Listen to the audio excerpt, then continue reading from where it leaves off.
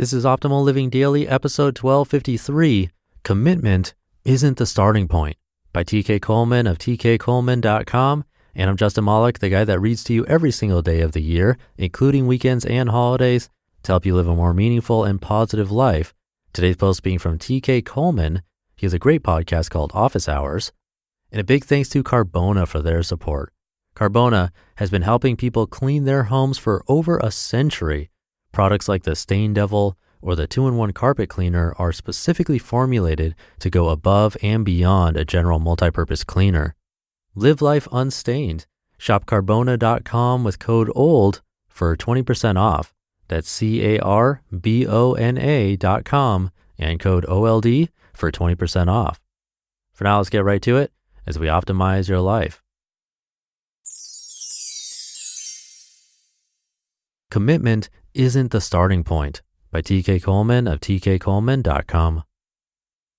In Make Waves, I wrote, quote, "If you're passionate about something and you can't motivate yourself to take that first step, then your first step is probably too big," end quote.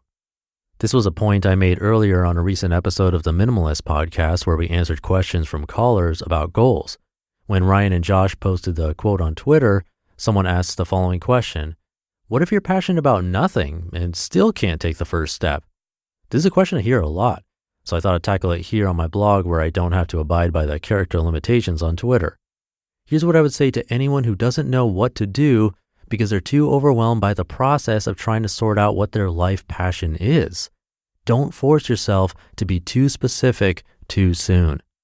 Before you try to figure out what you love, take some time to follow up on what you like. Instead of seeking a big epiphany about what you want to do for your entire life, make a small effort to explore a few things that seem interesting to you right now. Commitment isn't the starting point for creating your life. Curiosity is. Too many people place an unrealistic pressure on themselves to find their one true calling, while overlooking the wisdom and directional clues to be gained from cultivating a sense of wonder towards everyday life. We approach the process of finding our life path as if it's supposed to be like falling in love at first sight, when it's really more like figuring things out on a first date. If you're not passionate about anything, then your first step is to release yourself from the pressure to be passionate about some single specific thing. Then give yourself permission to playfully explore whatever you're curious about without feeling the need to marry it or monetize it right away. Repeat that process again and again until your knowledge of self begins to manifest in the form of creative impulses that you can't resist expressing. Exploring your curiosities is like pouring water into a cup.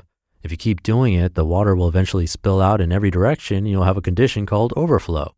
Being passionate about something is a result of creating a condition of personal overflow by consistently nurturing your sense of wonder.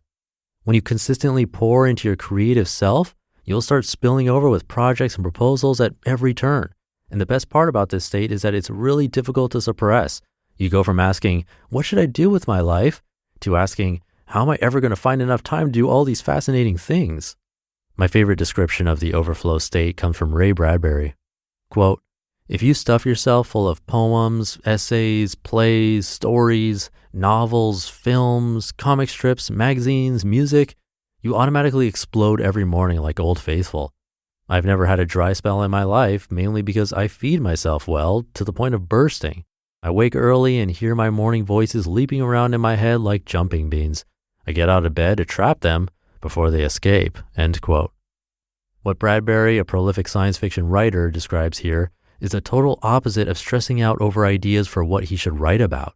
He spends so much time pouring into his creative cup that he's always working from a state of overflow. Here's the thing about finding your passion.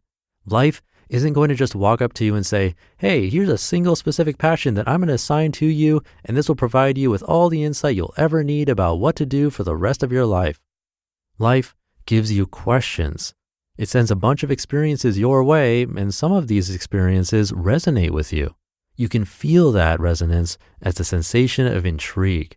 At various moments, you'll find yourself intrigued by certain types of conversations, stories, topics, hobbies, games, styles, etc.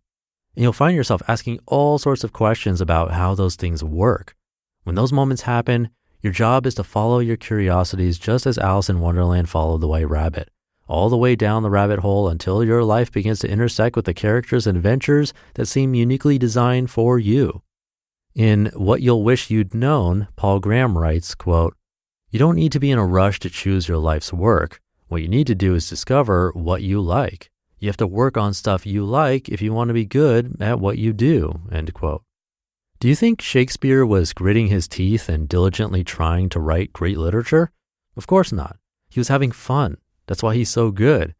If you want to do good work, what you need is a great curiosity about a promising question. The critical moment for Einstein was when he looked at Maxwell's equations and said, "What the hell is going on here?" It can take years to zero in on a productive question because it can take years to figure out what a subject is really about. To take an extreme example, consider math. Most people think they hate math, but the boring stuff you do in school under the name mathematics is not at all what mathematicians do. The great mathematician G.H. Hardy said he didn't like math in high school either.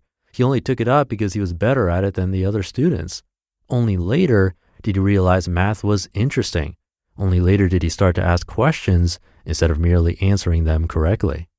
When a friend of mine used to grumble because he had to write a paper for school, his mother would tell him, "Find a way to make it interesting." That's what you need to do. Find a question that makes the world interesting. People who do great things look at the same world everyone else does, but notice some odd detail that's compellingly mysterious. And not only in intellectual matters. Henry Ford's great question was, why do cars have to be a luxury item? What would happen if you treated them as a commodity? Franz Beckenbauer's was, in effect, why does everyone have to stay in his position? Why can't defenders score goals too? No one has all the important answers about what they're supposed to do, but everyone has interesting questions they know how to pursue. If you focus on getting all the important answers too soon, you'll stunt the development of character, competence, and creativity that only chasing your curiosities can provide. So the key is this: prioritize the challenging questions that make you come alive over cookie-cutter answers about how to make a living.